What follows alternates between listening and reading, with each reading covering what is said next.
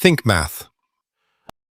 If a shoe shop could stock exactly one more pair, which size would you choose? Would you work out the mean size of everything sold last month? Probably not. You would take whichever size sold most. Representing has just taken on a different sense from the last few episodes. Here's the question the mode answers. If you reach into this data and pull out one item, what are you most likely to be holding? The value that came up most often is also the one you are most likely to pull out. So, if you had to describe the data in a single word, it is the most plausible answer. And here is something the mean does not have.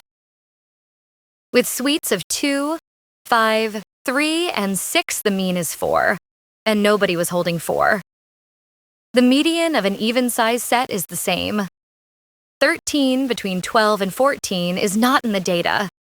It is a position produced by calculation. The mode is different. Being the most common value, it is a value that actually turned up at least once. It cannot be manufactured from outside the data. So when the answer has to be something real, like which size of shoe to put on the shelf, the mode is the one that answers. It is easy to spot in a picture too. On a frequency table or a histogram, it is where the tallest column stands, where the peak is. The mean is the balance point. The median is the halving point. And the mode is the peak.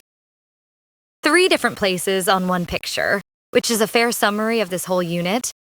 So the mode represents by being the most common. It is what you are most likely to meet. It is always a value that really occurred, and on a picture, it is the peak.